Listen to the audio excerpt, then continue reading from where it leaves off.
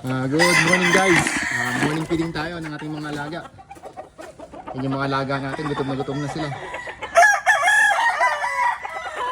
So ito yung papakain natin, 4 plus, Thunderbird na 4 plus. Tapos, syempre grains. Ang pinapakain natin grains yung pigeon grains. Tapos, syempre may speed na din. Tapos sinaluan natin ng ng luya.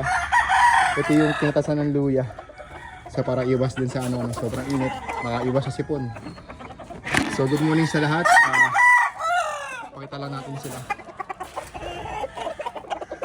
So comment lang kayo mga idol sa mga makakagusto. Yan, healthy feeds tayo. Yan yung tuloy mo natin. So hinaluan na rin natin ito ng B-complex na dinurog. Pati calcium. Kaya mga healthy ito mga idol.